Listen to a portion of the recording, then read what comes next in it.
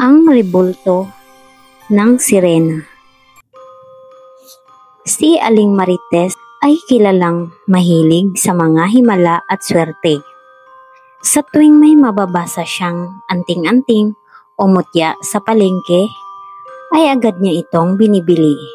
Naniniwala siya na sa bawat bagay ay may taglay na kapangyarihan, lalo na kung ito ay luma o kakaiba. Isang araw, habang naglalakad siya sa lumang pamilihan sa kabilang bayan, may nakita siyang maliit na rebulto ng sirena. Gawa ito sa lumang bakal, may kalawang na, ngunit kakaiba ang kinang ng mga mata nito. Tila ito ay buhay.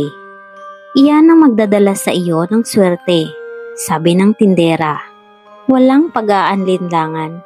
Binili agad ito ni Aling Marites at inilagay sa altar ng kanilang bahay. Sa mga unang linggo, tila totoo nga ang sabi ng tindera. Dumami ang kanyang customer sa tindahan.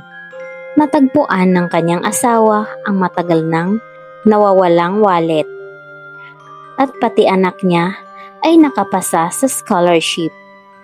Sabi ko na nga ba, dala ng rebultong ito ang swerte, tuwang-tuwa niyang wika. Ngunit makalipas ang ilang buwan, unti-unting nagbago ang takbo ng kanilang buhay. Nasunog ang bahagi ng kanilang tindahan. Nagkasakit ang kanyang asawa at halos araw-araw ay may nababasag sa kanilang bahay. Maging ang rebulto ay tila nag-iiba, parang nakangiti ng kakaiba tuwing gabi. Kinabukasan, isang matandang lalaking palaboy ang kumatok sa kanilang pinto. "Iha," sabi nito, "ang rebultong iyan ay hindi basta-basta. Bahagi yan ng lumang alamat, ang sirenang niloko noon ng isang mangingisda.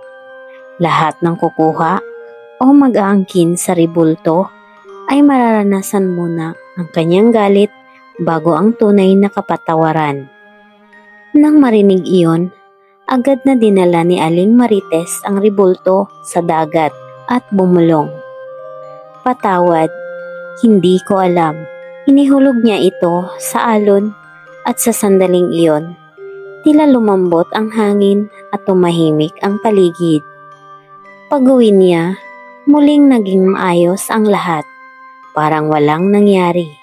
Simula noon, natutunan ni Aling Marites na hindi lahat ng swerte ay kailangang hanapin sa labas, dahil ang tunay na biyaya ay nasa mabuting puso at masipag na kamay.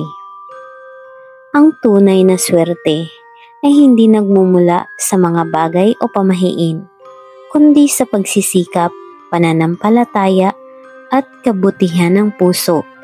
Kapag marunong tayong magpasalamat at magsikap, hindi na natin kailangang umasa sa mga himalang gawa ng tao, dahil tayo mismo ang gumagawa ng ating sariling kapalaran.